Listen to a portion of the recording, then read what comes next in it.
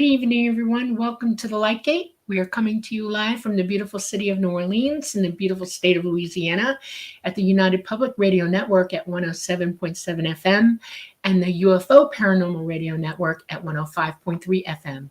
We are on Roku, we are on Rumble, we are on Facebook and YouTube. We have a wonderful show tonight. And before we get started, I just want to mention who our sponsor is. Yay! This is a really great thing going on for us all. Carnation, we all love you and just want to say thank you for helping us. All right. Best show of my month, week, year, maybe. I love our guest and she knows it. And I'm just going to pass right on to Preston. Let's go. All right. Thank you, Dolly. And thank you, everyone, for joining us another Monday evening on The Light Gate, episode 82. Can't believe it. We're just booking right along. I am your host, Preston Dennett. My lovely co-host is Dolly Safran. We're so excited to have you all here tonight. So excited to have our guest, Kathleen Marden, our returning guest. She always has so much interesting information to share. So yay, it's going to be an awesome show. We love Carnation. We love all of you guys. And it's because of you we do this show. So I just want to say a quick hello and shout out to all you guys before we bring our guest on as soon as possible. I'm limited to like 5 minutes to do this, but I love it because you guys are awesome. We love interacting with you guys in chat. Get your questions in early. Michael Kennedy is bringing in the popcorn. You can't see it. It was there before, but thank you, Michael. Hope you're doing well. We've got Janice Connett. Kathleen is always a star guest. She is. She's just a lovely person, so smart, funny, and a huge contribution to this field. We got Teresa Levine. Hello, Teresa. We got Raul Melendez with an amazingly generous super chat donation. Thank you. Thank you, Raul. Truly appreciate it. We love you. Thank you, thank you, thank you. So excited, he says, about tonight's program. And that's 12 hearts, I'm guessing. Oh my. Thank you, Raul. Pete, happy Lightgate Monday. Welcome back, Kathleen. We have João Batista. We have Joseph A. We got Scuba Maru. And of course, we have the wonderful Namaste, who we can always count on. Namaste. What can I say other than we love you? Thank you. You have our endless gratitude. You bring a smile to my face every time I see you here. So thank you once again. We love you. Olivia, blessings of love and light from SoCal, where Awesome. I grew up for the most part. I miss it. The land of endless sunshine and now wildfires, apparently. The Owl Man, hello, happy Monday. Hi. We got Louise from New Jersey. Greetings, as is. I like it. I like that too. Yeah. Hope you're doing well, as is. Polly Rotterman. Hey. Polly, we love you so much. Thank you. You are always so kind and supportive. So thank you, thank you, thank you. We got Janie Mashburn. We got Leah. And Lunar Dove made it to the live. Cool. Yeah. Deb from Ohio. Oh, cool. Thank you, Deb. Susan C. says greetings. We got Jay Kirschman from Virginia. Nice. We know where that is. Beautiful. Yeah, we drove through there not too long ago. Yep. Dana Matthews. Hey, Dana. And Leah's already got a question. I'm going to put a little slide next to there. So I don't lose that. And who else we have? We have Teresa Levine. We have Flubber Lane. We have John Schaefer's. Nice big crowd. You guys are awesome. I better get going because I don't think I'm going to make it through this whole list. There's so many of you. Hi, Adrian. Hello, Octopus with no friends. Maybe some friends someday. Yes. You got friends. You got friends. That's right. Okay, who else we have? We have Denise Olinger. We have CT Guitar Guy and Jamie Mashburn. We have Denise. Holidays are made for Carnation. Yeah. Oh my gosh, I'm hearing an echo. No, it's my bloody phone decided to turn on again. Oh. It turned on. Okay, go ahead. Okay. Kaleidoscope Eyes. We got Adrian Unleashed and Bartle B. Grinmere. Oh, wait. Let me go back to Adrian Unleashed. You guys are the greatest, the real deal. Yeah. Oh, thank you, Adrian. Yeah. We got Billy Marks. We have Audrey Miller. Aloha. You guys are Hello, this one. Equestrian Chic. I love these little monikers you guys have. Pip Dennison, hi from Australia. hello. We got Nancy from San Francisco. Love it. Holly Wallace and Patsy Foister. You guys are amazing. We do a lot of advertising for the show, so it's awesome to see so many of you guys showing up. Okay, Coconut Luck, another great name. Okay. We have Chris, the lovely teen. Right. And Bim Jim. We got Randy of the Redwoods. I love the Redwoods. Nice. Yeah. We have Rick Schatz from Connecticut. And Leah is popping in the questions. All right. I better get started. White Dragon, all the way from South Florida. Yep. Yes, it's My time. favorite place. Yeah. It's time to get going, guys. Okay. So I do have the ticker for our guest tonight. Let me just provide you with a quick introduction for those of you who might be new, who might not have heard of Kathleen. I hope you have, because boy, oh boy, she's got a lot of books. She's been in this field forever. She's amazing. She is an experiencer herself. She's an author. She's a researcher. We're very happy to have Kathleen Marden back on the show. Her interest began way back in 1961 when, as you may know, her aunt and uncle, the amazing Barney and Betty Hill, had a close encounter and an onboard experience in the New Hampshire's White Mountains. And Kathleen, being a direct family member, has direct knowledge of this encounter literally on the day they arrived home and visited them 2 days later. She's devoted years to the painstaking investigation of that amazing watershed event that changed UFO history forever. So she is the trustee of Betty's estate. She's still working on this. This is going to be an endless research project, I think, but did write the seminal book on this case, captured the Betty and Barney Hill UFO experience, along with Stanton Friedman. I'm sure you all know the great Stanton Friedman, another truly objective and pioneering researcher, very well respected. That book, by the way, was recently updated in 2021, so check that out.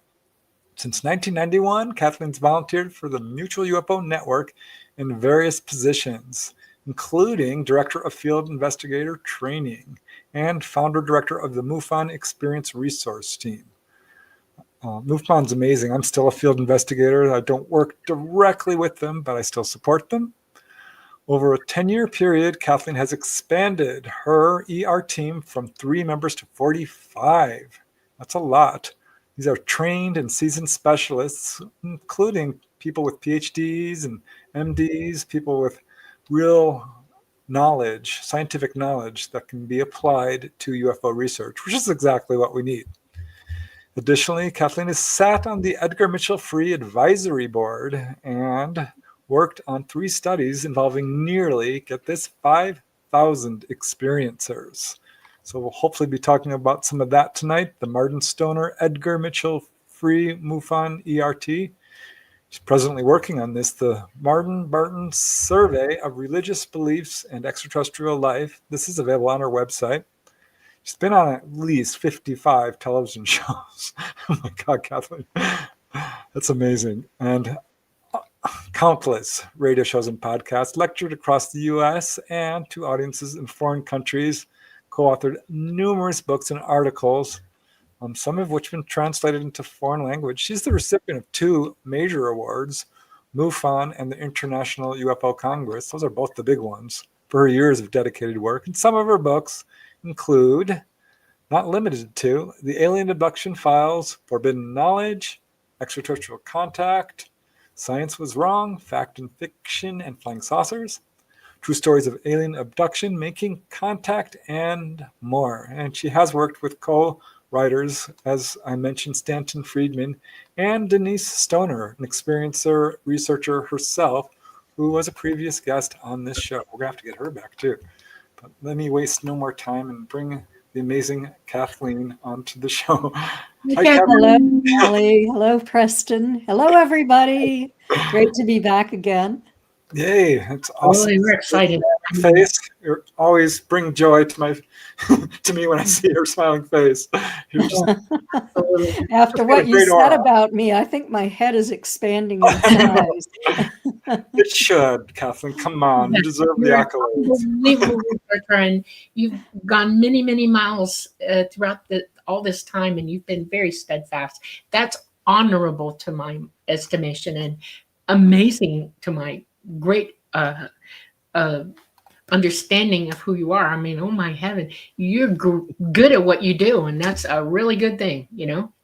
Well, thank you. I'm very curious, and I have a strong background in social science, and took classes in physics and chemistry and biology and science classes as well, the philosophy of science. So I know a little bit about that too. That's awesome. Very cool. Everybody had that in their minds to do. Yeah, it's awesome. Yep. So there's a lot going on in ufology today. It's an interesting time to be involved in this field. So did you watch the hearings? I'm curious. I did. Yes.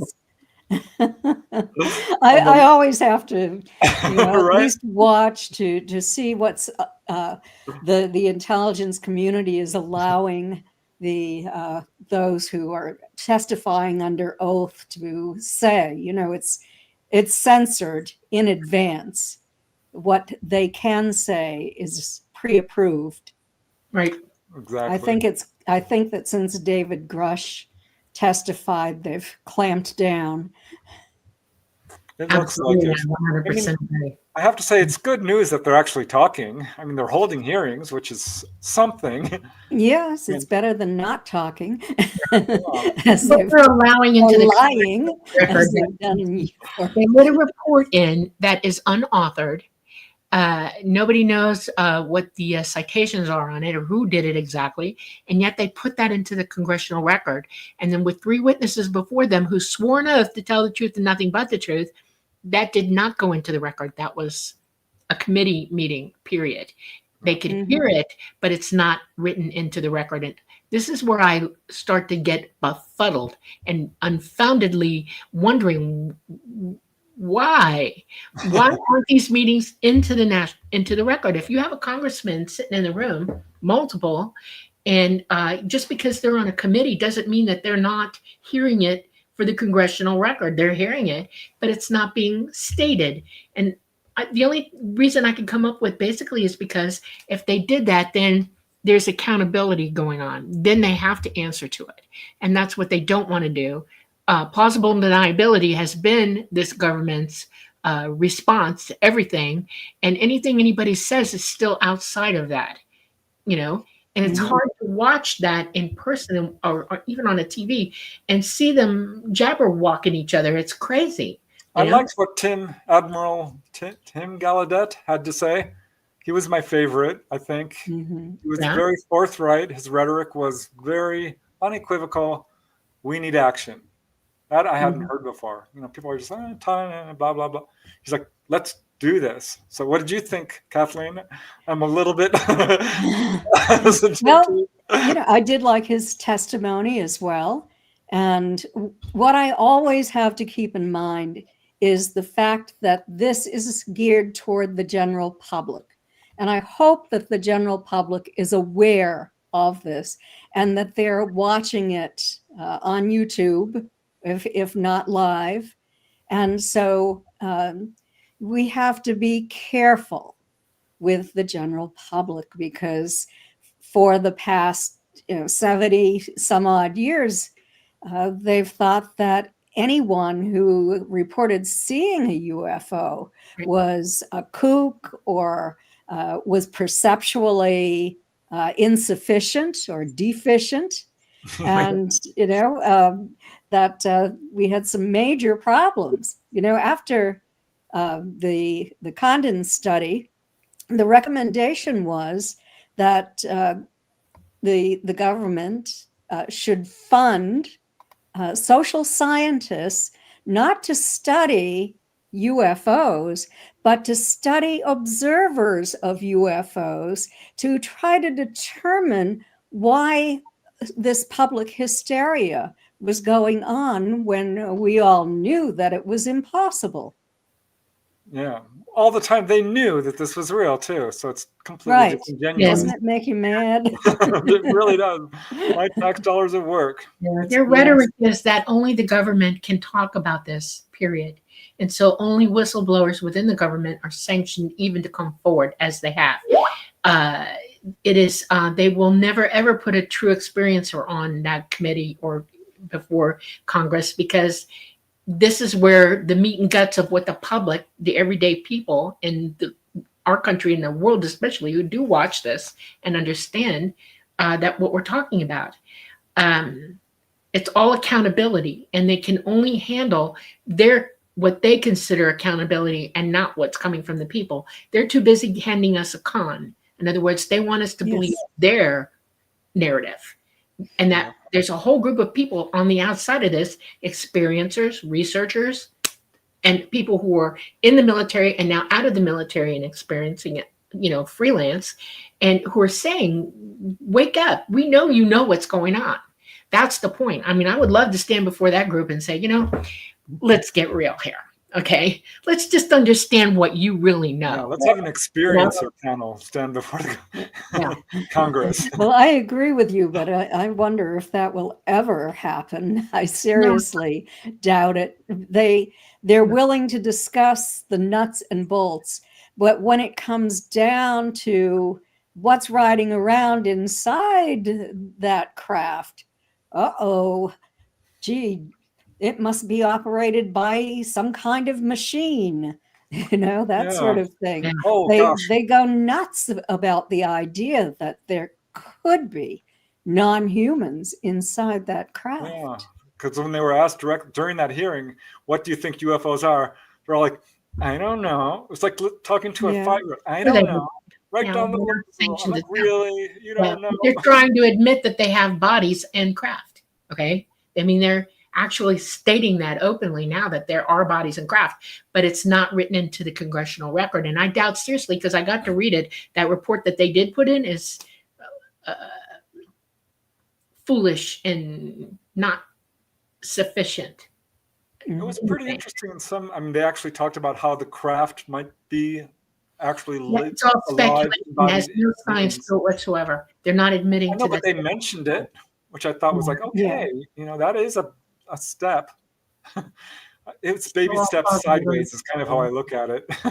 I don't know. I know that one thing struck me profoundly is when Lou Elizondo stated that this is a national security threat. Okay. And he's been on many shows since this hearing, and he stated that unequivocally, absolutely spreading that message. Yeah. Well, that's the title of this book, Imminent. And they think that they've pulled the wool, who said it? I can't remember now, but you can fool some of the people some of the time, and some of the people all the time, but you can't fool all of the people all of the time. Lincoln. That was Lincoln. And we're at that stage right now where all of the people are realizing that somebody's trying to fool me, but there's a giant number of us who can be still fooled. See what I'm saying? Mm-hmm. And they're the ones that are going to react negatively to this and believe what's not true. And that's where I'm concerned. That's where in lies my greatest concern. Yeah. Really angered me on that panel was Mr. Gold. When he said, well, these could all be from China. I'm like, I think the military is looking at dollar signs too. And, the greater the threat, the more funding they will receive, right. The more taxes we will pay. Right. And, we need, our government needs to have some control out of this out of control, that group, the Pentagon. Correct. Budget is just, out of control as far as I'm concerned. And when these new threats are created, if they look back at history, they'll see that it is not a threat. Correct. Some people have been injured, some people have been burned, but not intentionally. Yeah, I agree. And this is a real controversial aspect to all of this. But, I think just backing up to what you said, we need to start using the terminology, because is it a government cover-up or is it a military cover-up? It's a military cover-up. Very much so. Yes. You know what I mean? Like, Yeah, one hand how isn't much power do the working. presidents have? Yeah. There's one hand that's telling the other hand what to do, and it's not our people that we've elected. They don't have that kind of power. It's the other side, and people need to wake up to that too. Who aren't elected? Eisenhower warned about this. Yeah. Way back in the He did. 50s, and it's come to fruition. We should have heeded his warnings. Right. Yeah, Absolutely. I agree. So, 100%. I'd like to talk about, you put out this book here with Stanton Friedman, the UFO cover-up. You've done a lot of research into all of this. So maybe we could dive a little deeper into that, like who is behind the cover-up, how this all evolved. I know you've got a lot of knowledge to share on this. And yes. And that is the hardcover of our book, Fact, Fiction, and Flying Saucers. I love it. Okay. Nice. Okay. I can pull that one up too. I have it. The same book, but one is soft cover. One was purchased by a different publisher and made into a hardcover, and they retitled it. Okay. Yeah, so that's happened to several of my books. Wow. Okay. Better funding from them then. Oh my goodness. I hope that's a good thing. Wow. Okay. That's good to know. Thank you. So how far back do you think, or have you found out that this cover-up began? Well, back into the 30s, and I'm trying to think. It was the late 30s or early 40s when Doolittle was over in Sweden, Norway, Scandinavia. And he was there because people were observing landed craft, non-human entities getting out of craft in the air. They were calling them like mystery rockets and saying, oh, they must be coming from Russia. But that was not the case in all of them. And as far as I know, they didn't really find any Russian technology. And so that was sort of the start of all of this. Roswell was definitely slammed the lid down in 1947. But, that sort of prompted the military to engage in a number of studies to determine what it actually was. And the result of Project Sign was that it appeared not to be from any country on this planet, that the technology was far superior to anything that anyone had here. But then they had to have Project Grudge, where they took, and the name implies the outcome. They sure had a grudge against Sign. And so they dismissed everyone. The first Project Sign was very well done by a number of scientists, military people who were scientists. But then they dismissed all but a couple, and they went through and just identified everything as something else. And, then we went into naming it Project Blue Book. And when that started, initially, there was kind of Edward Ruppelt, who was the director, did a serious study on UFOs and done at the Battelle Memorial Institute. Right. discovered that in the first study that over 26% were true unknowns. Then another study was done, and Stanton used to talk about that almost every time he talked. Project Blue Book Special Report number 14, in which it was 21.5% that were true unknowns of more than 3,000 cases that they looked at. They even did chi-square analyses to make sure that the data was really accurate. And every one that was put into that category as a true unknown had to be put in that category by the 3 scientists who voted. So it was really a highly legitimate study. But then, not too long ago, when the government released all of these studies that they're finally telling the public about, they lied about every single one of them. Yeah. I couldn't believe it, that all they did was Why? give us false reports. They had to, because they weren't just studying what you're talking about.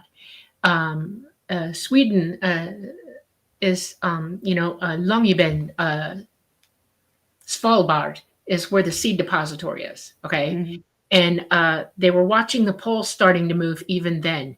They knew that something was happening, and they started studying it. And ET was trying to draw their attention to it. They were trying to get them to prove to themselves the things that they were transmitting to them and trying to tell us as a generation all the way back then that we had stuff coming at us and we need to pay attention. One of them is that our poles were going to change. We were in the process of it. It's beginning. Okay. And we needed the data to prove that, go back and forth. One of the reasons they went to the moon was to prove that data. Okay. And there's a lot of reasons why. They couldn't tell that to the public. They couldn't leave that data in there with all of that. And they created another Could have. No, they created another report entirely, and it was all. I'm all for truth and transparency. If there's a problem, let's all deal with it. I know, but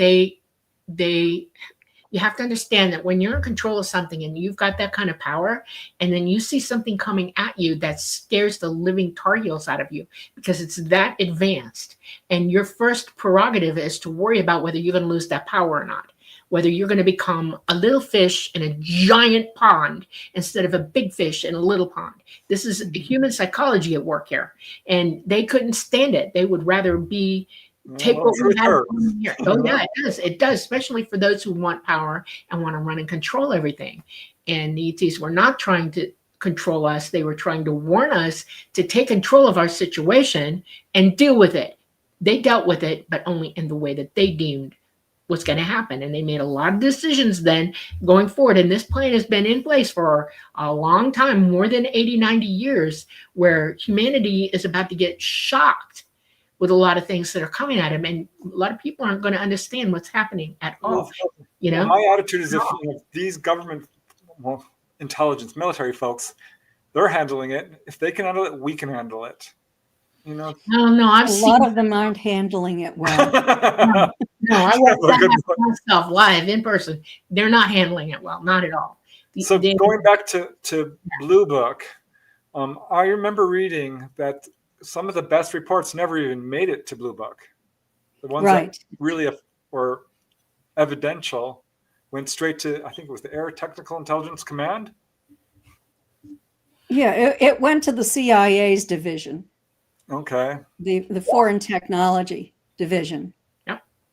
And that was when the decision was made. I'm trying to think of my time frame here. In 1952, because we had UFOs over Washington, D.C., that had been flying up and down the East Coast that year, that were seen as far away as Japan. So there was a lot of public interest in UFOs. And then, of course, we had the craft over Washington that was on radar twice, 2 weeks apart, and fighter pilots went out and so it was big time. It made the news, and certain members of the military became distressed by this. The ones who think it's all demons, and so they had to do something about it. So the CIA-funded Robertson panel met in January of 1953 to do something about it. And that's when they made the decision that they wanted to take the aura of mystery away from the public by giving the public false explanations for all of this. And then they would hire prominent scientists, such as Donald Menzel, to come forward and through deductive reasoning make up some logical explanation for what it could have been instead of what it was. So this went on for many, many years, and UFO investigative groups were viewed as being subversive, and they're being watched. They've been watched historically. Yep. I have a question for you. Do you remember a publication that came out? It was called ICE, way back, like in the late 50s. And it made it into the 60s because I held a copy of it in my hand and read it. But then I don't think so. Disappeared. Oh. Yeah, it was a book, right? Yes, it was a book, and it was called ICE. And it was the exact thing that we're going through right now with our solar system and what's happening to our sun. And they took it off the shelves. They destroyed all of them. They got as many copies of it as they could. You can't find it anywhere. It's buried in the Library of Congress. It officially doesn't exist. You know what I'm saying? And it's like only a few people know that of its existence. And it told the truth. That's why they pulled it out. And the reason I was made privy to it is my father made sure I understood what was going on. And that was his way of helping me get through understanding, because he did not want me to be lied to by anybody. And it was imperative that I start hearing the truth at that age. I was very young. And it's just one of the things. And then they came up with global warming, and it's just gone from there. And it's annoying as heck. And they've demonized UFOs. And they go out of their way to get to people to help them think that it's demonization. And they have operatives everywhere, And I wish there was a way that we could consolidate the truth. And the only way to do that is literally to bring in every experiencer you can get your hands on and have everybody sit down, write down what the key points of their contact and start doing some data on it and go back for proof, go back for the real meat and guts of every single one of them until you get a really clear picture of what's going on from that perspective. The government would never do it, not in a heart attack, because they already know the answer to that.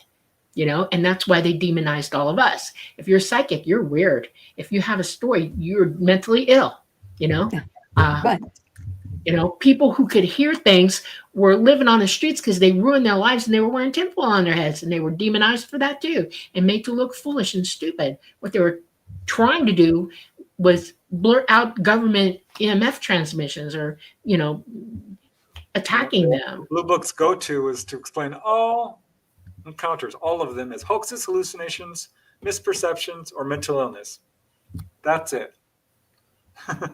Although only like 3%, according to special report number 14, fell into that category. Yeah, figure that out. There you go. Yeah. I mean, Hynek himself, who was part of Blue Book, did not have many nice things to say about it. Yeah. And here's another good one for you. I watched them scrub the internet of proof. Anybody who was out there with a camera, with a VHS, VCR, digital, whatever, real film, is deleted off the internet. There are things that I know were there. Okay. 2 of them I published myself, and they're gone. They're gone forever. They will never come back. They're dumping data right now, metadata right now. Ask yourself why. A lot of people who do podcasts and stuff are realizing that we can't put our stuff in cache anymore. There's no more backups for anybody. They're destroying all of them.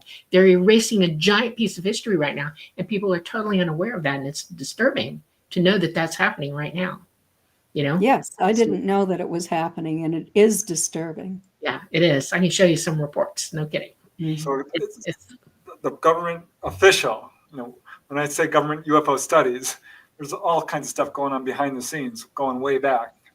But we have right. Blue Book, then we had the Robertson panel, and then there was the Condon Committee, and that was it for Yes, decades. Condon Committee, what a joke that was. that was a huge joke. The military, I did a tremendous amount of research for that book, for Fact, Fiction, and Flying Saucers, or the UFO cover-up, whichever one.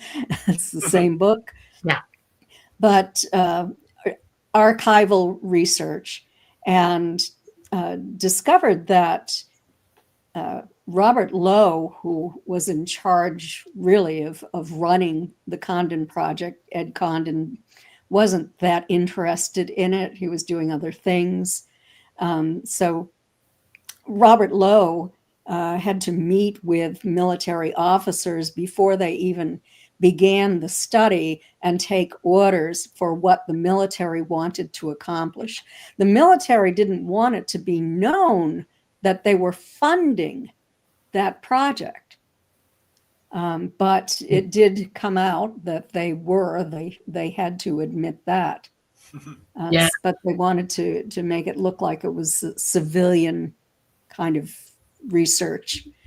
And although there were many good cases that were evaluated, it was Edward Condon who, in the end, ended up making the statement that there is no reason to believe that we will be visited by life from elsewhere in our solar system for the next 10,000 years. How did you come up with that? I would be interested to know. That's a very specific number. That's interesting. Yes. What So funny about the Condon Committee. Yeah. Wow. The famous Lowe memo that got leaked out. Yes. Yeah. The trick memo, discovered by David Saunders, who was the chief investigator for the Condon Project. And Robert Lowe had written that memo. He was became close friends with Philip Klass. And Philip Klass was, the most prominent disinformant regarding the UFO presence of the 20th century. He's a very nasty guy. And he worked with Robert Lowe, was sending him information, even sent a proposal to Edward Condon, saying that he would be willing to fund a study if they could create fake pictures of UFOs and try to make them look as much like real pictures as they could. And Ed Condon, Dr. Condon, wrote back to Philip Klass and said, "Oh, we can't have you fund that. That would not be ethical. We will fund it ourselves." So when investigators get confused about what picture is real and what picture is fake, it's because of Philip Klass's idea. Yeah. And he was also strongly pushing the idea of plasma studies, that all of these sightings were the result of plasma. Well, I'll tell you something. If you're going to run a con, you need a little bit of truth. Okay. Mm-hmm. A little bit of truth. And then you can run the con, because it'll all come back to that one thing. And the number one thing that I can tell you about ET and craft is that they run plasma around them when they're fully charged. Okay. Mm-hmm. They're running high energy on them. They have a plasma field, like a huge one, and it's undeniable. And you know exactly what it is. And it changes color with environment. In other words, there are different particles in our atmosphere, and plasma will react with those particles and change color. And depending on where they come in atmosphere and anywhere in the world, that's going to be a different color. That's why other countries see them not all white as they're coming in atmosphere. They'll see them in orange. We're predominantly orange. What causes angel hair too. Yeah, and things like that. Substance that comes down. This is true science of it. And it amazes me that they get one word or one concept that it is true, and they say, okay, we'll run with this, but we're going to run the narrative our way. And as you said, use any sort of weird theoretical, conjuring to come up with a story. That's where they got global warming from as well, because they knew with what's coming at us that our environments were going to change drastically, and they knew why, but they didn't want you to know why. They wanted to blame it all on us. And they had reasons for that because they want to control the situation, and they have done it brilliantly, as a matter of fact. It's sad to me how brilliantly. And now, weren't all the cases for the Condon study drawn from Blue Book? They were drawn from Blue Book, but Blue Book wasn't told really in advance that it should submit its best cases. Right. So it was, Blue Book was kind of lazy when when I read about it. They part of the reason they wanted the cover-up is they didn't want to have to spend the time talking to the media about it. They didn't want to have press conferences. So which is kind of what its whole function. Let's make it all go away. It's funny, when I first started doing research, I was, very young, 21. And my dad was in the movie business and doing a Starman the series. And he had a consultant, Lieutenant Colonel Duncan Wilmore. He's like, Preston, you got to interview this guy. He's got knowledge about Blue Book. I'm like, okay, this is my first recorded interview I ever did with a lieutenant colonel, it turns out.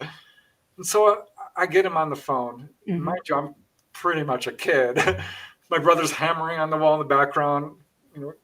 Kids are screaming. And I'm like, everyone shut up. I'm on the phone with a lieutenant colonel. And I recorded it, of course. I record all my interviews. I was so disappointed, Kathleen. He's like, oh, I worked right next to Project Blue Book. They were right next door to me. I talked with the guys. Do you think UFOs are real? You're totally naive. It's people who believe they're snake oil salesmen. I mean, he started he tried so hard to push me off. It away. Yeah. I have a question about this. I want everybody to think critically about this, okay? If it doesn't cross your mind, I want it to. Blue Book came out, everybody knew about Blue Book, and everybody who was an experiencer, anybody who had anything to say about it, started contacting Blue Book. You got to bet your money on that. It did happen. And one of the reasons they had to be blasé about it is they had tons and tons and tons of data coming at them. And you got to understand that Blue Book was a front for another side of data gathering. Okay. And you need to figure out which one it is. There are two. Okay. Right now we have 3 or 4 that they're all denying everything and saying, oh, well, we need to do the research, but they've already done it. And they're not telling you the truth about that. And it's annoying because how many people sent those reports in? How many people reported to MUFON? How many people reported to ARA? And where are all those records? Where are the records? Well, how many people has anybody sat down and calculated how many people worldwide, because people were calling from France, Sweden, Poland, you name it, into these areas, and these numbers, they're public. How many? I want to know the answer to that. I want them How many reports have been made worldwide? Yeah, into Blue Book. It's substantial. How about NASA? NASA took reports. Everybody took reports. That's a good question, because MUFON and NUFORC have well over 200,000 documented cases. That you know about. Yeah. There's 8 billion people on the planet. Let alone, yeah. Okay. The numbers don't add up. I don't know that that's ever been, God, I don't even know how you could find that out. When I was the director of MUFON's experiencer research team, we were receiving 80 to 100 a month. But then as the team grew and became very well known around the world, we were receiving up to 150 reports a month. Wow. So, I mean, a substantial number of reports were registered. And was that your district, or was it countrywide? Worldwide, yeah. That was worldwide. I was the national and international director. Cool. What year was that? DRT. And well, it was in 2011 when MUFON asked me to form this group. Wow. the Do you ERT. realize that MUFON was taking reports when I was a kid? Literally. Yeah. I reported to MUFON. What, I 60? literally reported to MUFON when I was 14, and I put that report in on purpose. Did anyone reply or investigate? No, and it disappeared. So I did it 3 more times over the years, and they've all disappeared. They're gone. It's not unusual for substantial reports to disappear. Yeah. Yeah, well, that's part of the problem with UFO research is there is a cover-up. Yeah. Look at what happened to APRO in NICAP. And NICAP had a real problem. Well, I came to the conclusion that I needed to protect the people who were making reports. The Exactly. data was okay, but the name, the address, the phone number, the intimate narrative was Right. not okay, in my opinion. They were And- targetable at that point. You shouldn't do that. That's exactly right. Yeah. You know? Yeah. So, we were more for support, understanding, referrals to support groups or hypnotherapists who believed this was real, who had the credentials, and that sort of thing. But then I left that position in 2021. And the team continued to grow and thrive until 2024. And that is when, I think it was 2024, when MUFON decided to take a new nuts and bolts investigative approach. And so we were on a separate arm, a support arm. We were made little and put on the investigative arm as secondary investigators so that people in the ERT could only speak to an experiencer after some other field investigator had done a full investigation. And wow. Yeah, that was a big change. You would think an emergency response team would be the first ones on the property. Well, absolutely. And they would be the ones taking people who everything. Who were compassionate. That's the thing, is you need compassionate people who have a tremendous amount of knowledge about what occurs, right? How these people feel. Right. And instead, you get a field investigator who's looking for physical evidence and is going to make a case disposition based upon the UFO. Right. It's weird. Okay, if you think about this logically, you get an emergency response team in there, first of all, to keep them from trampling evidence, okay? To help them understand what's going on, give them the emotional support that they need. This is valid. We're getting into this. Keep everybody calm and corralled until a team does come out there then and gets all the physical evidence. If you do forensic work for the police, that's exactly what happens. You get to the people first, you get them to the hospital, you get them whatever they need, and then the other teams come in behind them, but they keep everybody out of the scene to protect evidence. Okay. It's just like a normal police investigation. Exactly. And they're doing it, backwards. And I could say it another way, but I'm not going to. And those who need support, who want support, might not be referred to the ERT. Very few are being referred to the ERT. Wow. Well, that's what's so important about investigators like you, is because not only do you have the knowledge, but you have firsthand experiential knowledge. You do know what it's like to have. I've worked with so many, plus I'm an experiencer. Right. And experiencers can lose information if they're put down or ignored. Okay. They internalize everything at that point, and their brain, they just start losing information right off the bat. And somebody going in can help them retain what just happened to them by keeping them calm, walking them through it, getting them to retell now, write it down, write me a report, give me information so that it's still there. And this person doesn't need to be hypnotized later. They've got it. Okay. If you wait 3 or 4 days to get to an experiencer, that information is going to be half gone off the top. Okay. And then they're going to freak out even more because now they can't remember, and they're going to blame it on all kinds of stuff because of misinformation and disinformation about what an experiencer goes through. I mean, you you know, Well, Kathleen, as well as I do, that there's a lot of stuff going on during an experience and then right afterwards. And being able to put it out there, write it down, get it off your chest, let somebody hear you, look you in the eye so that you can lock and load that memory where it ought to be locked and loaded to, and not being thrown to the side and discounted. See? right. And Gaslighting. that That's our what Marvel team says. Yep. taught experiencers how to collect their own evidence, Right. how to document their Right. own evidence, because you might not receive a report right away. Right. And we started out as an investigative team, and then the state directors were very possessive of their cases, so they did not want our team. So then, as the director, I was saying, oh, well, what are we going to do now? Do we dissolve the team because MUFON doesn't want it? And they said, no, become supportive. You're a support team.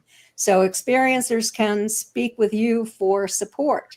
And so that's what we did, confidential support for many years, plus that major research study Right. that we worked on, and with 2 PhD psychologists who were part of it. And it worked out well. We were helping experiencers. And that's what I cared most about, because I've seen so many people suffer. Right.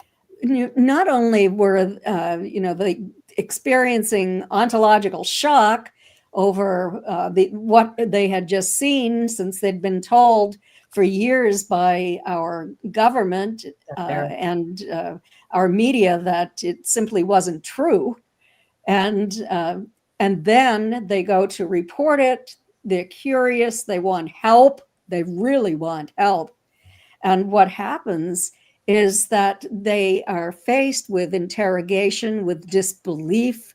Right. I've talked to so many people who were told they needed to go see a psychologist.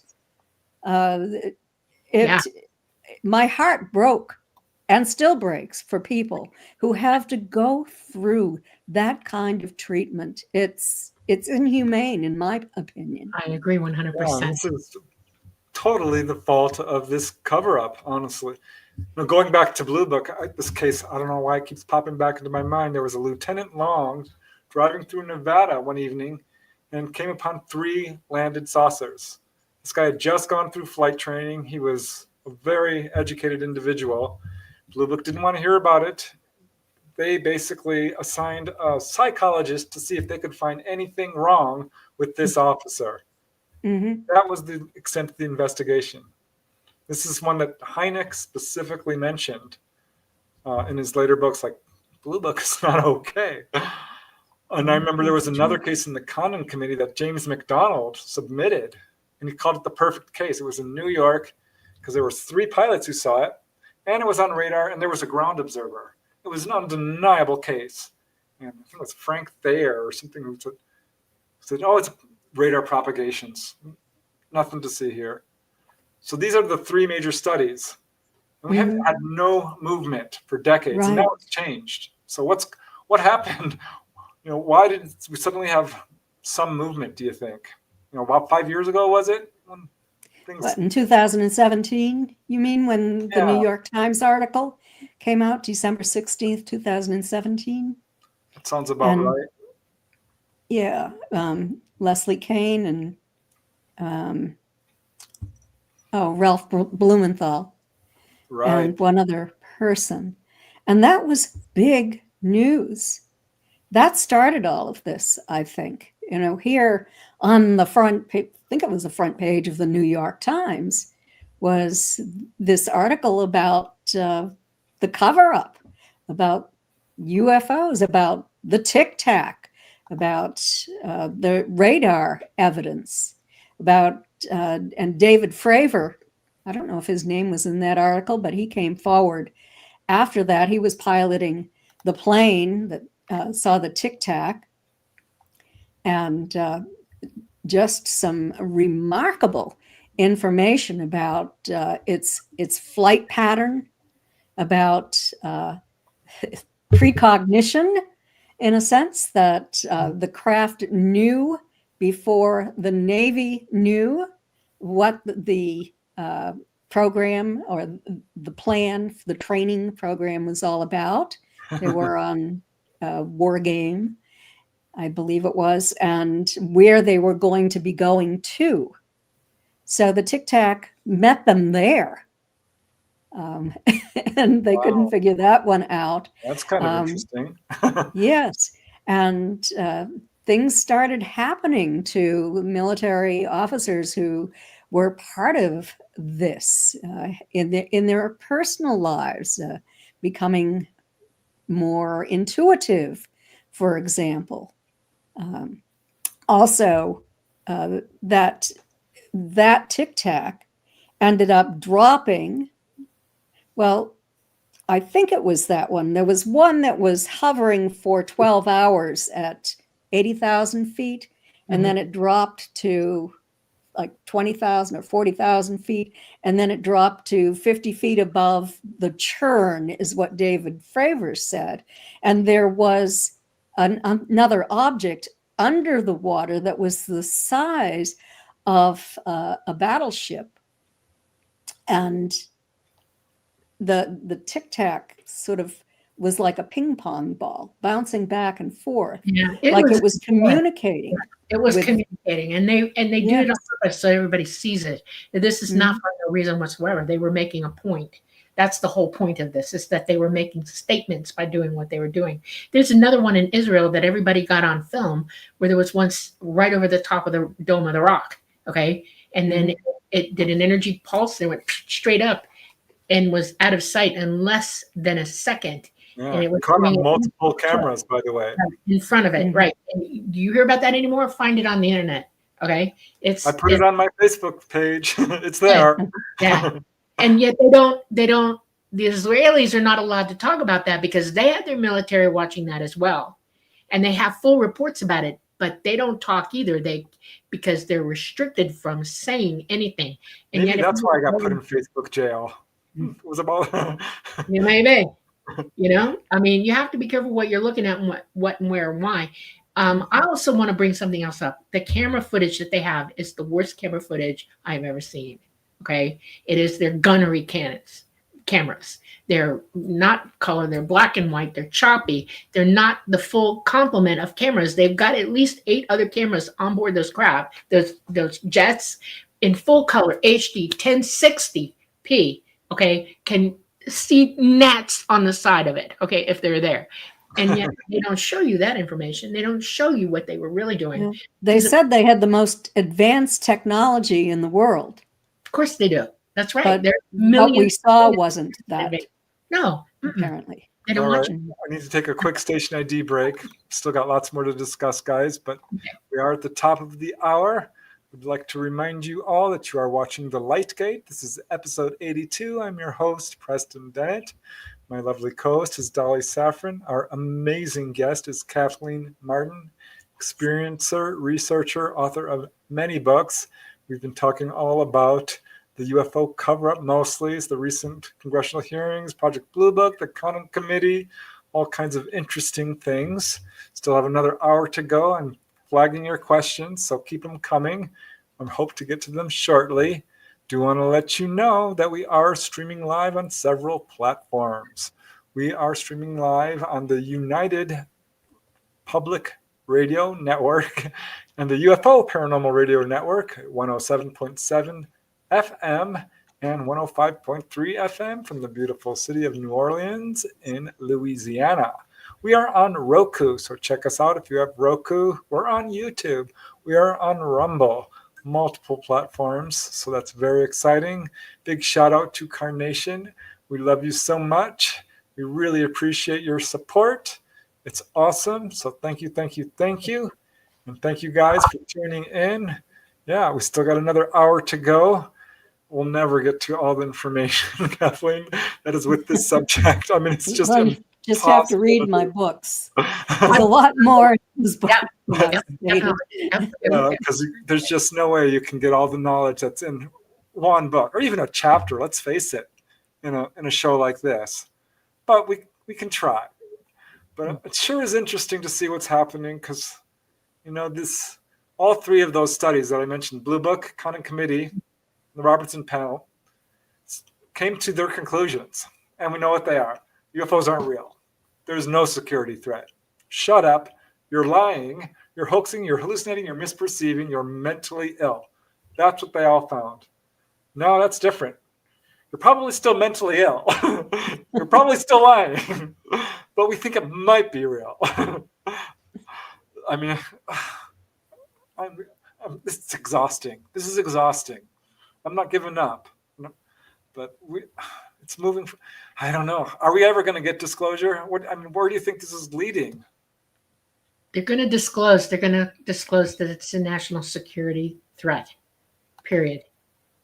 They're already using that terminology. They're already showing certain elements in the government, and whistleblowers and everybody are starting to heavily allude to that, and it's going to become a thing. Seriously. It already is.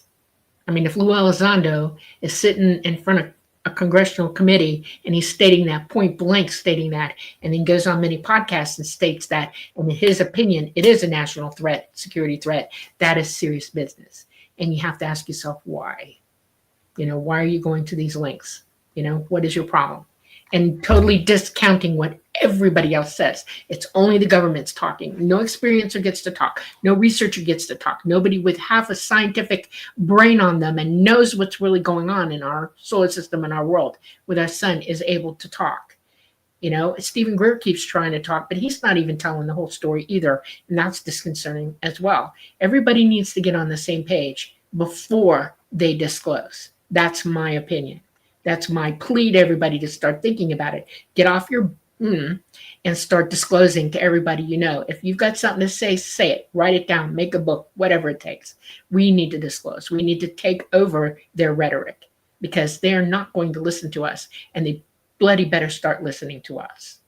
That's what I think. Yeah.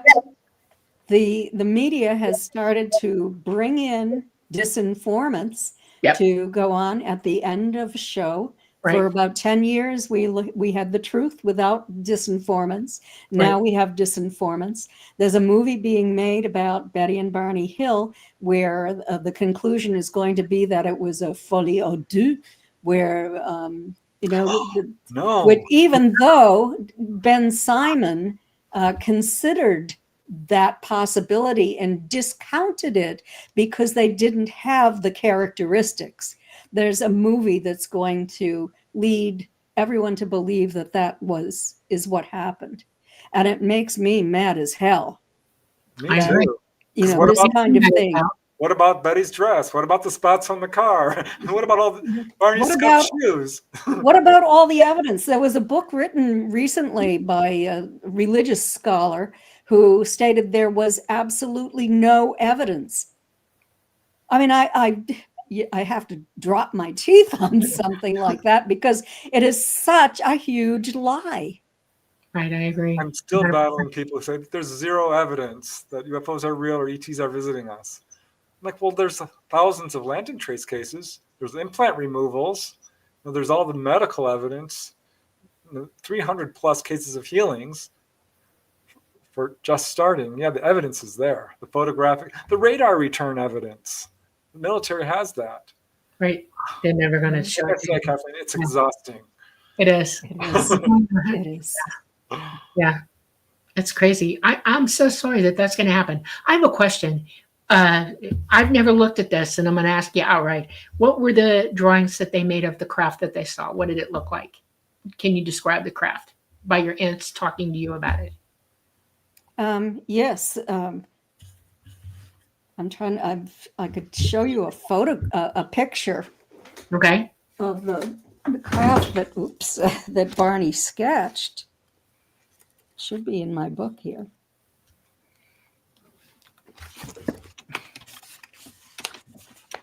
Right there. He sketched this on the morning that they arrived home. After their close encounter and what they found out, I think they sort of knew all along they'd been abducted. Yeah. And the top one shows the way it looked when it was about 200 feet above their vehicle. Yeah. And then the bottom one is how it looked as he was standing in the field, and he could see the non-human standing in the windows. And then at that point, it was about 100 feet overhead. Yeah. You realize that my craft that I fly looks like that. Mm-hmm. Okay. I have pictures of it. Okay. Moving film video of it. Those are good renditions. Whatever aspect he's at, he's a boomerang. Okay. And he does have latches, hook-ons. His type of craft, there can be 50 of them and they can all hook together and make it like one gigantic craft. When you look at him in different ratios, when he's turning, sometimes he looks like a Chevy, and his joke is to put on Chevy lights in the front, or he can erase sideways and do running lights all across or around on his sides, and show people different aspects of himself that way. When he's in moonlight and you can really see his skin, you see that he's got a top dome when he's sideways that looks Egyptian. It's like you see the top dome, and then it goes up like a turtleback in the back, like Egyptian helmets. And you wonder where they got that idea from. That is Talata's type. That is his class of craft that they saw. And I wanted this opportunity to bring that up because I can show you personally pictures of Talata, and you are going to lose your mind, okay? Because that's him. It's not him, but it's his class of craft. I would love to see those pictures because I know what they look like. Yeah. I'll give you another reference to them. You know the turkey footage? 3 years? Yes. There it is. Whoop, there it is. That's him. That's him. Yep. From that case of mine in North Carolina, I was looking through the photographs from the video just last week, and one of the photographs looked exactly like the one from Turkey. Exactly, yeah. And it was the mantis type. I'm not talking about the ET type. Yeah. I mean the gray type. Yeah. I'm getting Mike Schratt to do the specs on Talata. We're going to start sitting down, and he's going to help me render him out for everybody to see what he actually exactly. It's time that people see this. There is nothing on this planet, back engineered or otherwise, that looks like that, even comes close to it. And there's a reason for that. They couldn't build that if they tried. Okay. And it is amazing to me. Yeah. That, when the turkey footage came out, it was 2008, 2009. And once it hit the internet, they scrubbed it. They pulled it down and started erasing huge parts of that film. You only get little teeny chunks of it, not the entire hours and hours worth of film that the guy had. Mm-hmm. Also, it's disturbing to me what lengths that they'll go to get to the people that were involved with this as well, scrubbing information from it or trying to change it and redirect the narrative. And it's amazing to me how they're, and I know that what happened is happening to you with your aunt and uncle as far as filmography goes, that I'm looking at probably at the same thing coming at me, what I'm saying. And it is disturbing, and there's a reason for it. And I want everybody to research this, what I've said in the past, what I'm saying now. I want you all to think about what I'm telling you and teaching you, to go look, for this information before they pull it completely off the net. I know somebody on the net who suspicious observers, Ben Davidson, they're about to attack him too.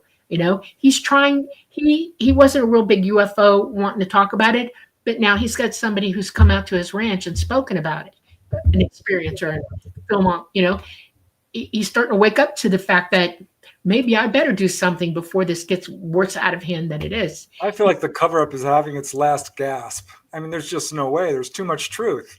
There's too many experiencers. I hope you're right. I really do. But the only way that's going to happen is for every experiencer on this planet to step up to the plate and join hands and say, excuse me, you're going to listen to us. You're going to stop directing your stuff toward the public and owning and being the only authors of this information. Disinformation is what it is.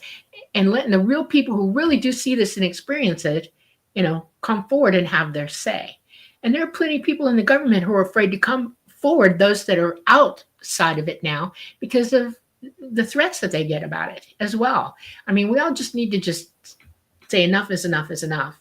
And I wish everybody would find that you don't need to be in fear of what these people can do. If we all stand up at one time, they are in trouble with this. They have no recourse at that point. So what do you think, Kathleen, is ultimately I get asked this question all the time. Why cover it up? Why are they covering it up? There's multiple reasons. I think that there are several reasons for that. One is their fear of public hysteria over it, which, we've been conditioned over the past 70 years to not have the kind of reaction that they might have had back in the 30s or 40s if this information was revealed. Do you think that was deliberate, though? Do you think that that's the reaction they want and they're milking it until they get it? Could be. No, you think about that. Well, I don't know. That's one of their excuses, and it has been. Well, for a that's long their time. excuse. But if it dawns on somebody, There are other things that are more logical than that. I said that I thought there were several reasons. okay, Other reasons were they're in bed. There's the military industrial state, and a lot of people are making a lot of money back engineering or attempting to back engineer parts of craft, clothing, all their technology, yeah. yeah, their technology. Right. And, so that's highly lucrative, and they don't want to give away any of that information. How do you think that we would react as a people globally to finding out that they've been absolutely lying and how they've been gutting us of resources and gutting us of time and gutting us emotionally over this and taking from us everything they want to serve their purpose? How do you think we're all going to react if we find out the truth of that? They may fear that we're going to withdraw their funding. Yeah. Or that, yeah. That could that's be the a ET threat big right there. Yeah. Yes. And then there's the religious threat for, those people in the Pentagon who are fundamentalist, foaming at the mouth Christians, and think that all of this is demonic. I know. And they want to cover it up because, they just want everyone to drop to their knees and beg for forgiveness. Yeah, well, that's what a slave does. I'm sorry. Right. Okay? You put a slave on their knees with the threat of the lash, and they'll do anything you want them to do. All right. And unfortunately, that's how I see religions on this planet. They've had long enough to develop that whip rather well. And people actually will bend down on knee and say that they have, no reason to be here, that they're only waiting to go, and that they have a savior without doing any spiritual work on their own or any understanding or knowing all that is knowable. I mean, what's the point of being here if you're going to be tortured your whole life with the threat of sinning, and the only way you can get off this planet out of sin is to believe one person, okay? Or just to go to church on Sunday and you'll be absolved of all the sins you committed during the week. If you make one true statement, nobody can live up to that. There's no human being anywhere on our side or the other side of this veil that can live up to that. Nobody. And the book's been rewritten 10,000 times. Even the Torah has been manhandled and changed from time to time, the Kabbalah, all of it. It is sad to me that we don't realize how many people are manipulating this stuff and mind washing and goading us into taking for real what is not from deity, but from man. We're causing our problems. We're the authors of all of this. Yes. And this is one reason that I'm doing this study with Dr. Melanie Barton-Bragg, the Marden-Barton survey on religious belief and extraterrestrial life. And anyone, whether they're an experiencer or a non-believer or member of the public, fundamentalist Christian, whatever, can take this. And it's pretty quick to take. But she's an ordained minister, actually, but she's spiritual now, so she can't work in the ministry. It just doesn't feel right. But she is, She's waking up. We're all psychic people. We have the equipment to be as psychic as we want to be. We have the ability to know what the truth is and to become more than we are, to evolve. And it's our birthright. And we're autonomous beings. Nobody has the right to tell you or talk you out of it or poison you so that you can't use it. Nobody. And yet that's what's occurring. So what are some of the more interesting things you're finding out with this study? well, we're going to reveal all of that when we have 1,000 participants, and we're up at 950. So I hope that everyone listening tonight will go to Kathleen-Marden.com. You can see it right there on the screen in front of you, and take that survey so that we can finally analyze the results and get that information out to everybody. Cool. Melanie and I have been studying the history of religions, of ancient religions, the ancient texts, and up to today. And boy, it's really fascinating. Right. Well, I'm eager to hear that, because this, our belief system does play a huge role in how we perceive all of this. I've interviewed a lot of people who are devoutly religious, and yes, as often as not, people are very strong in their faith. Mm-hmm. But I find it very interesting that often people will sort of move a little bit beyond just the confines of strict, organized, fundamentalist, if you will, religion, mm-hmm. and open it up to a more spiritual outlook. Because there's something about the UFO experience that challenges you on these multiple levels.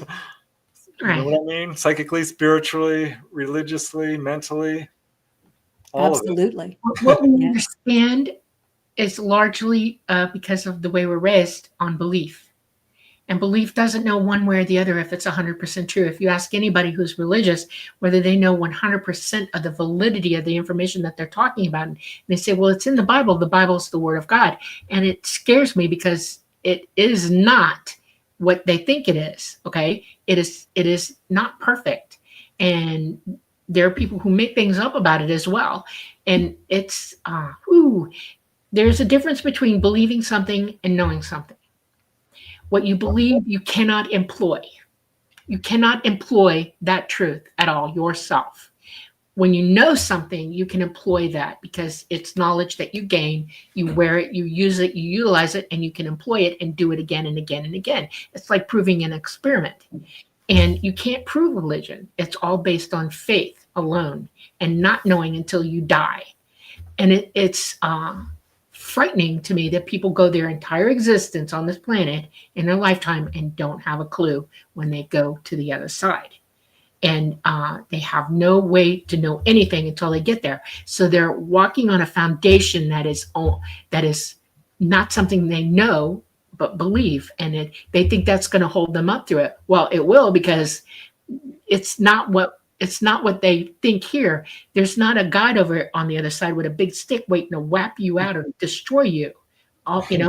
It's just not going to happen. So you're being welcomed into the open arms of all your family and everybody who you love. Unconditional love, period. Yes, it's we love. have that here, and yet we don't express it or employ it enough either. If we unconditionally love one another, we don't need to worry about anything because we're going to take care of one another in the way, love one another as you want to be taken care of. Those were good and true words, but then they bastardize every other piece of information around it. And it's people. So you guys, we're at the last quarter of the show. We got a half hour. Can we start doing some questions? Because I'm seeing a lot of them. Absolutely. And I love the question and answer stuff. We're going to do a Q&A, guys, coming up soon enough. I think it's a month or so away, but there's some really good ones here, and I'm gonna go in order. So Leah, she got in line. Can you speak about the mantids or other insectoids? I'm sure you've run into cases of this. Many cases of this, and there are different reports. They tend to be talked about as if they are, they're generally working with another group, either the human types or the gray types, and they tend to be perceived as being in charge of what's going on. They tend to cover their appearance up because they are not very attractive to us. They can be pretty frightening to look at. They are very scientific and very, I mean, it kind of intense when you're in their presence. That's what I heard. Very tall. Yeah, and tall. And I believe they have exoskeletons. No, they do not. That You is don't think so? No? no, they're covered in Okay. skin, just like every other humanoid type being, sentient that's evolved. They are not. That's a myth. Not true. Is that so? Yeah, Well, they're no, not true. that's just from the information that I've received from the experiencers that I've worked with. Yeah, we have a over problem with many pareidolia. years. Yeah, people hear, well, it's an insectoid, and so that's in their mind. So when they see them, they go right to that. That they overlay that what they're thinking Yeah. onto what they're seeing, and it's really hard to get past that. With a lot of people because they don't realize that they've been programmed to see it a certain way. And the governments have a long history of putting that information out there and coloring how you see things because they know human nature. You only see what you know. That's a fact. Okay. It's hard for people to see what's really actually there because they're too busy thinking what they're thinking. We've walked away from that in the last 80 years in our educational systems. People are not taught to see what's actually there. Reality is a real big deal. They see their story is their story. Be damned. Okay. I get it's hard for me to understand how you can have your truth and I can have my truth. That's not exactly what's going on. You're seeing from your perspective what you understand and what you know. And if you've been programmed to see something a certain way, you will. So it's not your story. It's what also hard for people to perceive sometimes when it's so scary. Yeah. When you're in fear. Yeah. I'm looking for a sketch to show you, but I guess I don't have it in this book. Kathleen, I have a picture. Oh, okay. Okay. I've seen them. Well, one. Yeah. Uh-huh. Right after I had surgery, it was watching me. Mhm. And I just happened to be talking to Preston one day after my surgery healing. And I look out the door and it's like 30 degrees outside and we got the glass outer door, so I can see outside. It's a farm. And I saw it and I was like, the hell is that? And I got up and I went to the door and that's when I saw it stand up and the phone hit the floor because my brain went, go, run, get there, And I ran out in shorts and a t-shirt, no socks, no shoes, no nothing, into a farmyard trying to chase it down. And it turned around and looked at me and it said, nope, nope. And it didn't have to run. It was walking because it was over 12 feet tall, literally over 12 feet tall. And I was like, who are you? Who are you? And in my mind, I have stuff in my head too. And I always go straight away from that and just want to see what that is. Who are you? I'm asking the questions now. I'm researching what I'm actually seeing. Okay. And he turned around and looked at me again and he said, we are the watchers, and turned around and left. I couldn't catch him. I had just had surgery. But my camera was going click, click, click, click, click before I opened that door. Okay. And I have pictures. I have the picture here. Give me a second and I'll pull it up. But it's going to take me a second. Okay. Yeah, it was on a little what is it? Nokia phone, flip phone. Mm-hmm. So it's not 100%, but he was sitting, I could see his head over a stump. He was bending way down, crouching behind this giant stump. Okay. And I'm like looking at him, what the heck am I looking at? Because it doesn't look like anything I know. Picture just went completely black. That is so odd.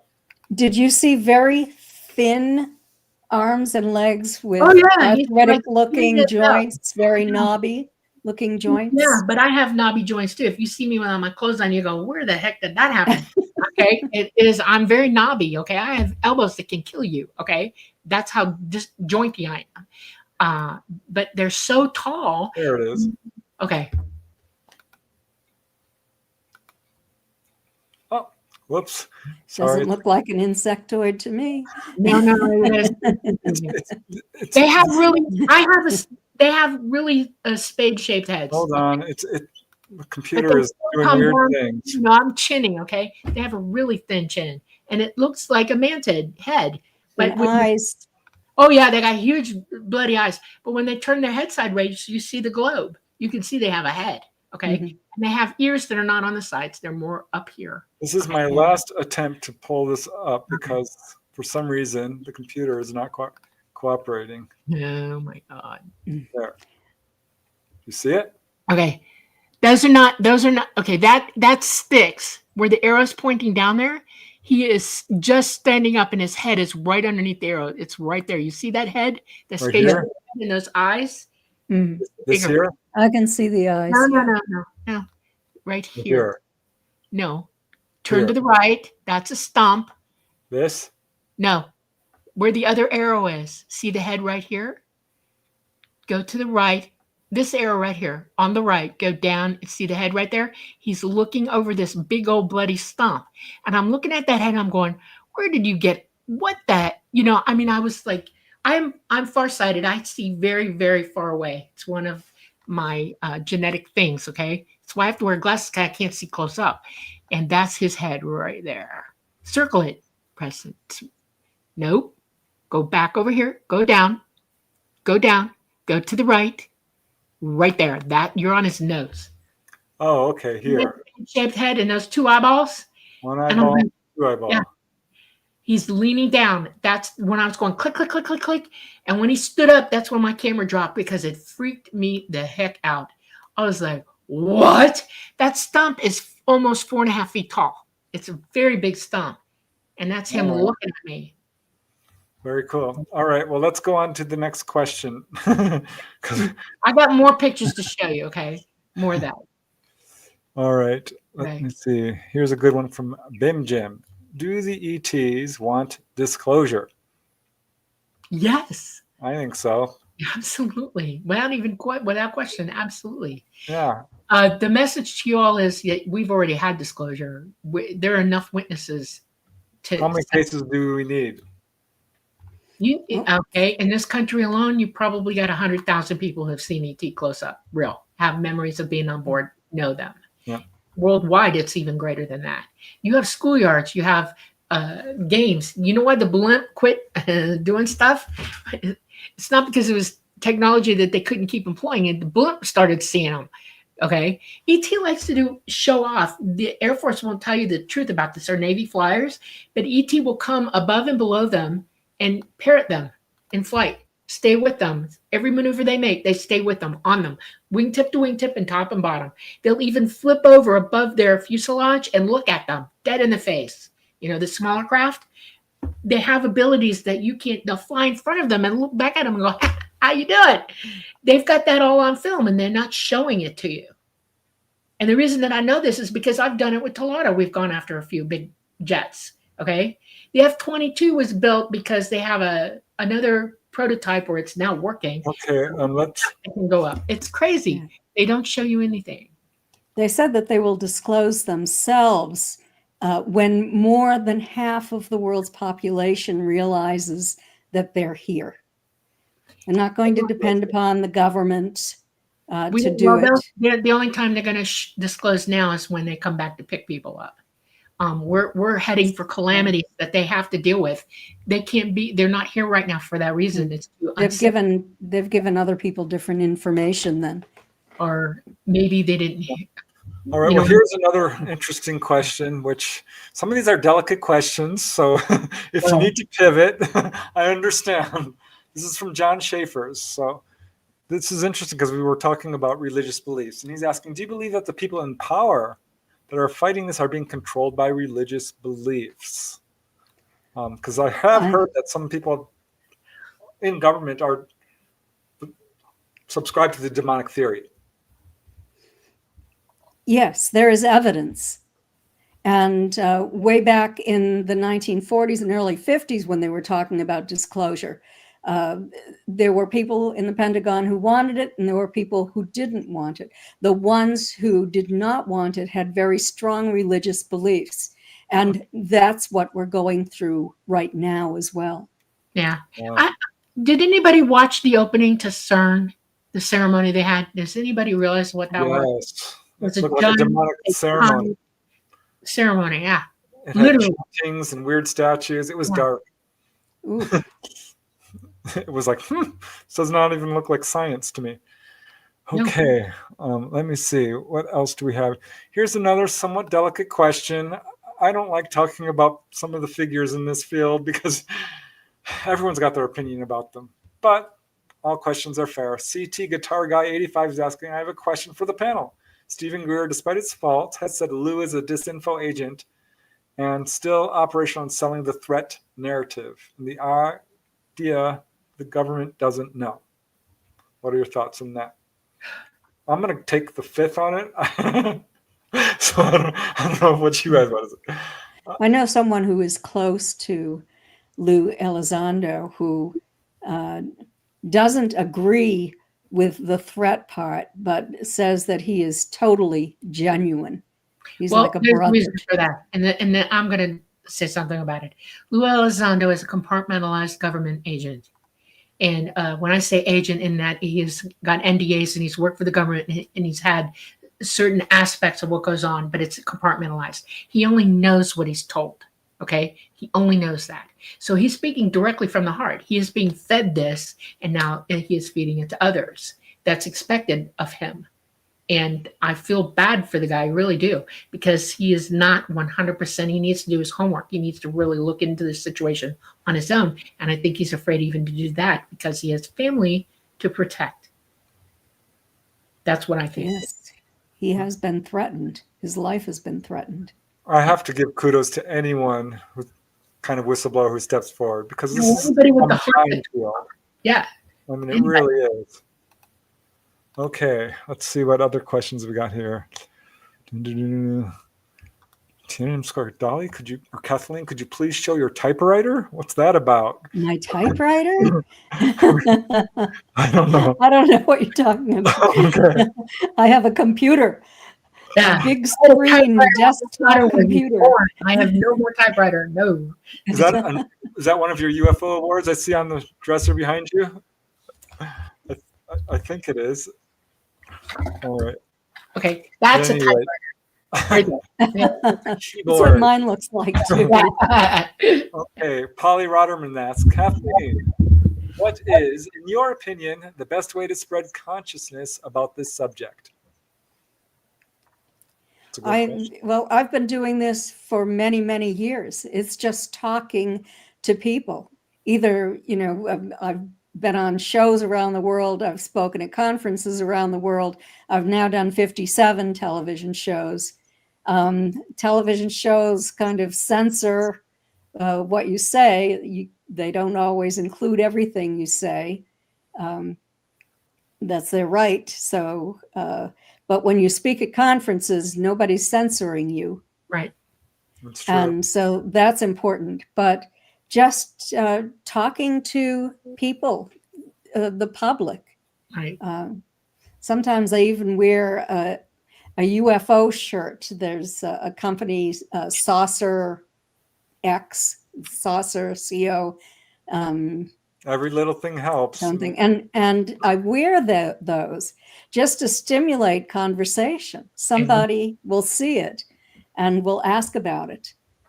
All right, here's another question from Polly. Kathleen, what is disclosure for you, and how will it happen?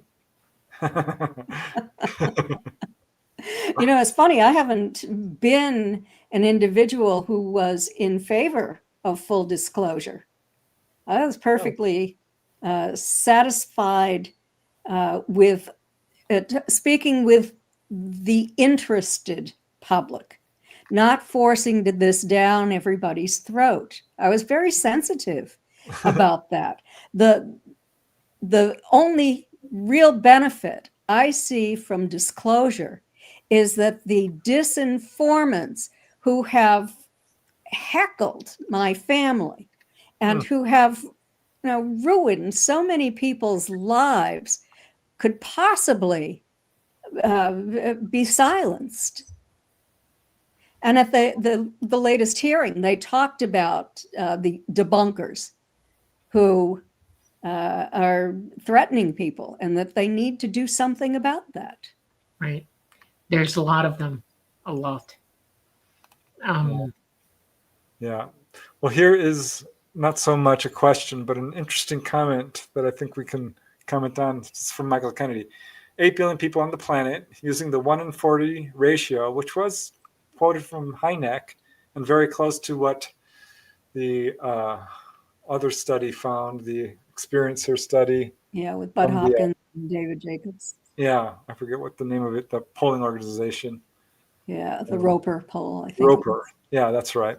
So that equals 200,000. That would No, 200 million. 200 million encounters. So how common do you think this is? I guess is the question I'm getting out of this. It's a whole lot more common than I used to think it was.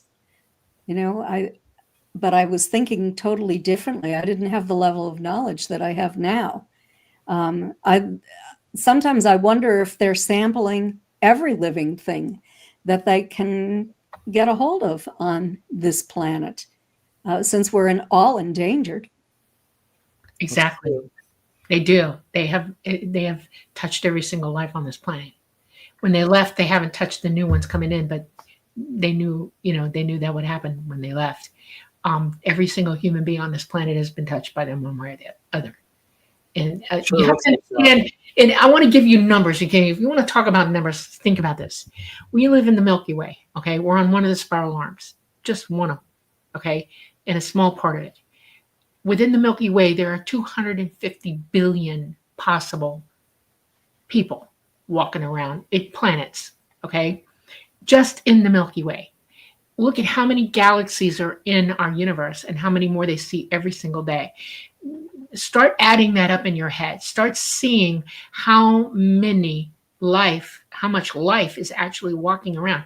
These people have the ability to not need to go through conventional space to get anywhere. They go through, they have no space-time constraints. They light gate through things. They go interdimensional.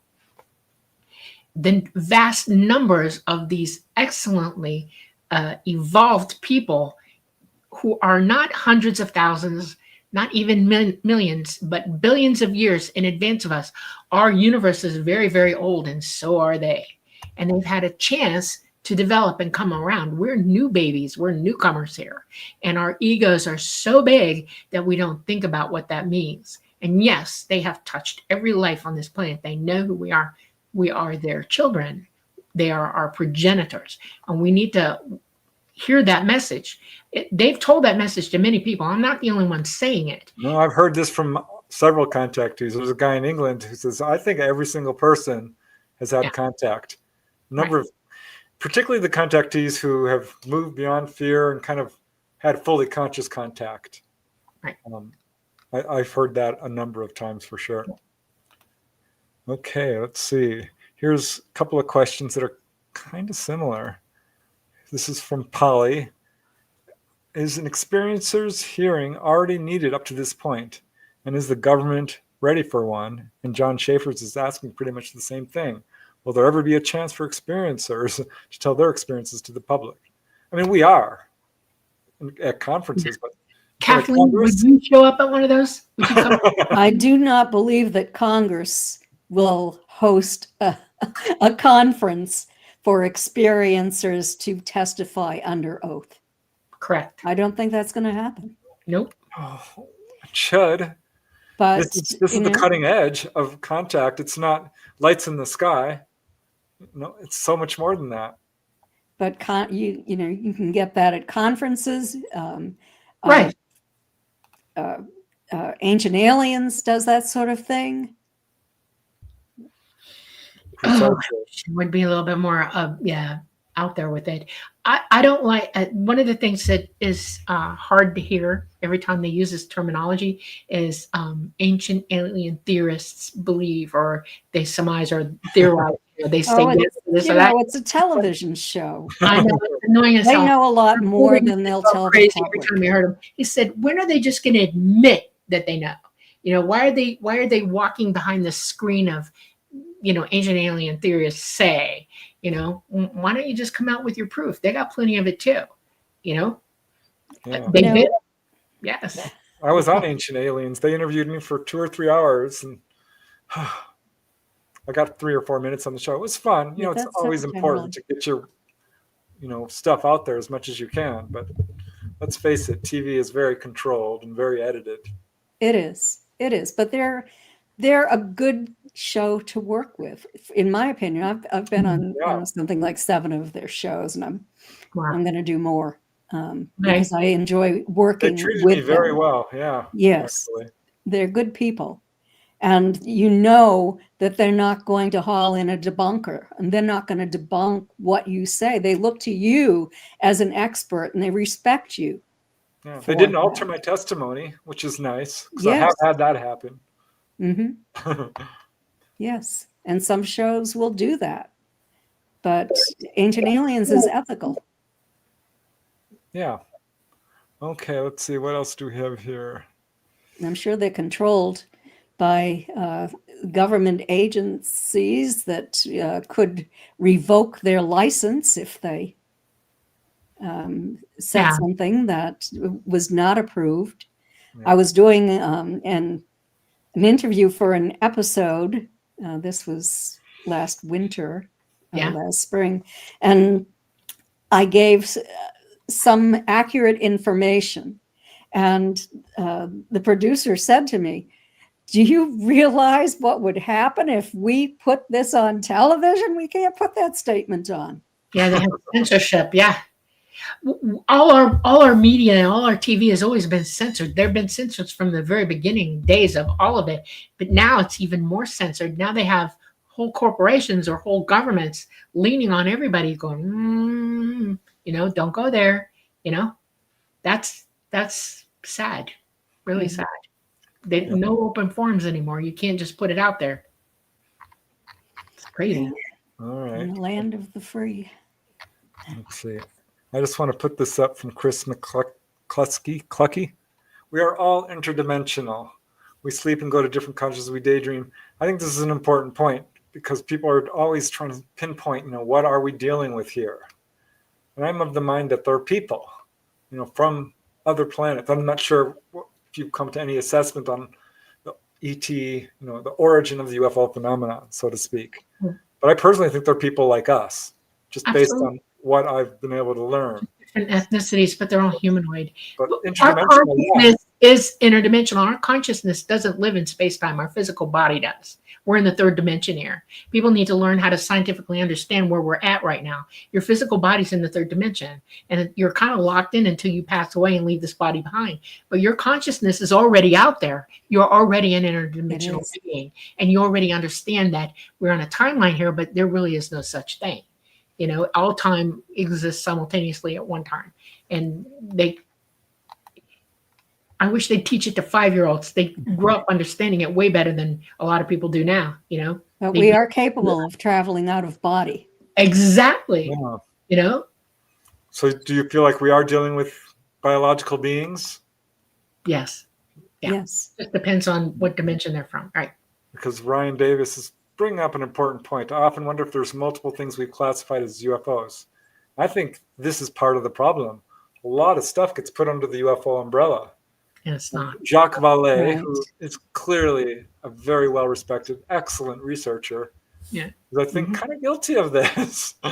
With all due respect, I love him. I love him to death. I think he's awesome.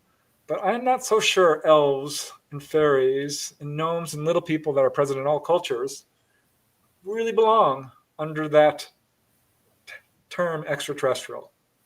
I agree. They're non-human, but they're indigenous to this planet. Exactly. That's exactly what I think. Because people are like, maybe they're all one thing, and this is an intelligence that's manifesting in different ways. Well, energy can do many things. Light is they're light beings, and I would put fairies in that group. I don't think they're corporeal as you would think of a corporeal being. And we have a lot of that going on this planet. People just don't realize what they're looking at, and they try to lump it all together, and that's not true. All right, here's another controversial question. I'm going to sidestep it, but I'll give you the opportunity. Bartleby Grinmere, I guess my question would be, what do you think of Stephen Greer's take on everything? I have respect for anyone who steps into this field, and I never disagree. I can't say that I agree with anybody completely 100%. I think he's right in that ETs are not here to hurt us. There's some things I don't agree with, what he's doing or putting forth, but I respect him as a researcher for sure. Yeah. We all do our best to present accurate information, but we're all human. We all make mistakes. I used to live in Bedford, Virginia, which is right near where Greer lived. And I'm not going to get into the brass tacks of that. I avoided him when I lived up there. I've been in his presence and he didn't realize I was there publicly. I stayed away from him. Not because I don't like him or I don't believe in what he says or any of that. It has nothing to do with it. It just wasn't a place for me to introduce myself to him because I had not come out yet. Okay. Mhm. I was not ready to start speaking on it. And I didn't want to let him be the first person I talked to. Only reason. Now I'm sitting here from this perspective now where I'm at and what I'm talking about. I would love to have 20 minutes or 30 minutes of his time just to have a simple conversation because I don't know him. That's the point. None of us know him unless we're in his circle. We don't know the real reasons that he's talking. This is like I've talked to him many times. I have. And he's always been very, very kind. kind. Everybody. Yeah. Yeah. And it's like until you know for yourself something, you can't speak on it. It's not fair to that person. You're talking trash about them, and that's not okay. So, well, let's face it. Everyone in this field gets polarized a little bit and attacked. And then there's the debunkers out there and the quote researchers and huge air quotes who aren't researchers at all. So, yeah. What's the old saying? Armchair researchers. That's a thing. yeah, well, that happens. Yes. That's a dang on thing. Yeah. And they're researching YouTube. Yeah. Or WikiLeaks. Yeah. All right. I think we have time for one more question from John Schaefer's Dolly. How important do you think it is to record these experiences? Absolutely. A good question for you too, Kathleen. Walking around with a notebook and a pencil in their pocket or their purse. Take your As pick. an experiencer and 76 now, I am concerned about getting my experiences recorded before I go. So what do you think? Is it important that we record these? Yep. Absolutely. Yep. Yeah. Absolutely. Everybody needs to join hands. When I say that, I literally mean we need to start talking to one another, openly talking. Write it down. Best way to remember something is to go back over it in your own mind. You almost don't need to be regressed. What you need to do is close your eyes, think about the incident, and go over it tick, tick, tick, tick, tick, second by second, and write it down. What you remember, you on your own. If you feel like you've got blanks, then consider the other alternative. But until then, what you remember right now, write it down. You'll often find that you will go, oh yeah, but I forgot about this, and write that down too. It's all in your head. Put it on paper. Talk about it. Absolutely. And if it happens to you in real time, like anything that happens to you, and I mean anything, write it down. It's important. And if you don't want to write it, dictate it.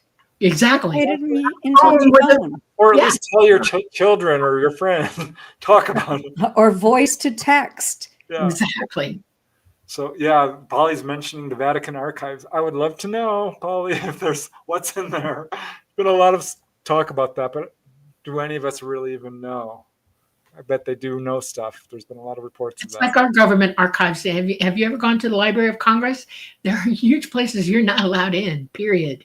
Okay, that's real. I've been there. I've tried. They have locked up a lot of stuff you will never look at. It's hidden. Why? This is our country. That's our archive. We should be able to walk in and look at it. I don't even think we should write a FOIA. They got to quit blacking stuff out. That's criminal to me. Just tell the bloody truth. Okay. Mountain Dan says he filled out your survey, Kathleen. Oh, thank you so much. Hey. Appreciate that. All right. Well, we're at the end here. So do you have any few last words you'd like to share with our audience, Kathleen? Oh my gosh. I'm writing a new book. Oh, cool. So I'm kind of excited about that. I don't know when I'll complete it. I keep getting asked to write other things, and so I'm helping out friends with that. But I'm writing a book on my aunt and our genetic history, the history of our family, and what made us who we are. and our attitudes. You know, I was very close to her. She was my mentor. I was like a daughter to her. I lived with her. I know a lot of things that I've never stated, and I'm going to put it into a book. Nice. That's Very awesome. cool. I bet she would be very pleased about that. That's Yeah. fantastic. She asked me to do it according to a psychic. Oh, Said that she would help me. okay. Wow. Now I'm looking forward to that one. That's Very awesome. cool. And there's Yeah. a lot of books here, guys, to check out from Kathleen. So please do. It's very important to support our researchers here, and Kathleen is among the best. So thank you so much, Kathleen, for coming on the show. It was my pleasure. I love coming on with both of you. Thank you. You know, we want you to come back. Yes. Yes, sure. Okay. All right. This is always fun. Before we go, let me give a shout out to all you guys, especially the guys who've donated the wonderfully generous super chats. Raul, thank you so much. Namaste. You guys are amazing. It helps us so much. Amy, we really, really appreciate it. Harry, Carrie, and Judy, Wilhelm, thank you, you guys. Matthews Engineering and Team Ginger, and frankly, all of you guys. You're all just so amazing. We love that you engage with us in chat. And yeah, we sometimes have a fiery conversation, but this is how we work things out. And tonight I thought was really fun. So thank you, Kathleen. Thank you, everyone. Yes. Thank you, Dolly. You're welcome. Thank you, Kathleen. Thank you. We came to you tonight on the beautiful UFO United Paranormal Radio Network from the beautiful city of New Orleans at 107.7 FM and the UFO Paranormal Radio Network at 105.3 FM. We are on Roku, we are on Rumble, we are on Facebook, and we are on YouTube. Please look us up. If you didn't get to catch the whole show, we are still up and you can replay it anytime. If you have any questions, please write your questions in the comments at the end. We love to answer you all and keep in contact with you all. It is most interesting to me to hear what you have to say. And I know Preston absolutely, definitely, and I know Kathleen would too. You all have a wonderful week. I hope it is blessed. I hope you learn as much as you can learn, and I hope you're all safe. Mwah. Good night, everybody. Love you guys. Thank you. Good night.